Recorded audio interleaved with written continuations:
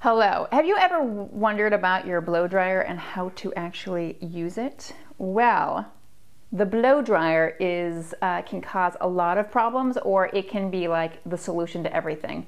There are a few things that are really important to understand about your blow dryer and how to choose the best one for you. There are elements of the blow dryer that you should always have, and if you don't have these on your blow dryer, you're going to probably have more issues than none. And let me just tell you a little bit of reasons why this is a factor in hair damage from blow dryers. So there's a couple different things. There's a hot section, a cold section, and a warm section. And then there's high wind and low wind. Now the wind, whether it's high or low, doesn't matter, because it's really all about, basically, it's just natural air. So it can't really do any harm.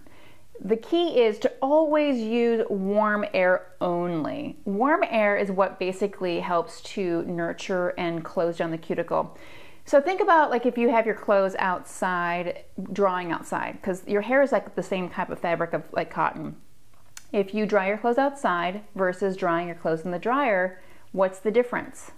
Oh, you might be saying that one is softer than the other, because outside the temperature doesn't it creates a hold and doesn't really let that fabric move and be soft and to be flexible. Whereas in the dryer, the fabric gets warmed up, and that's what the warm air does. It dries it, it softens it, and it closes down that cuticle. As long as you point the air direction down the hair shaft, from scalp out to the ends, you'll be closing down that cuticle the best you can with just the basic blow drying. Now, the hot air, it's an awesome feature, except for you can never, ever use hot when your hair is drying, from damp to dry, because if you use the hot button during drying process, one hair is wet, the other hair is completely dried. So what happens to the hair next to the wet hair?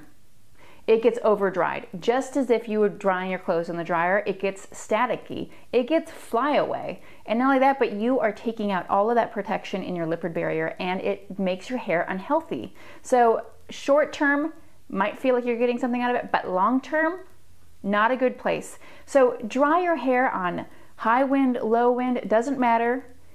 It's all about that warm air only, and pointing the air, like not up the hair shaft, but down the hair shaft, is the most important thing. And hot is for bending and molding and shaping. So if you're using hot air, that's when you pull out the round brush. That's when you start to create a bend or a flip or something to overstretch that cuticle to help pull it down. Because remember, we talked about earlier in some of those other videos that your hair, when it's wet, is 20% longer, and then it shortens 20% when it's dry.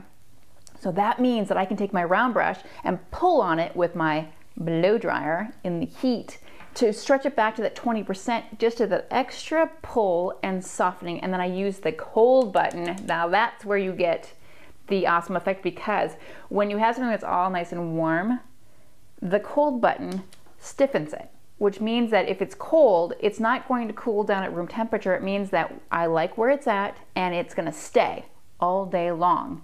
Now, if you're going to be throughout the day want volume at your scalp, and you want it to have this sort of volume in the corners, now hot air when it's dry, then cold air on the same direction, and as you pull it back over to the other side, it's going to sit up at the roots, which means that you're going to get more longer lasting volume than you normally would. Now check out the blow drying technique on creating volume and the best way to blow dry your hair for your facial features in the other videos to come. I hope this is helpful about your blow dryer. It's very important. This tool can be a very huge asset. I look forward to seeing your success, and if this makes sense.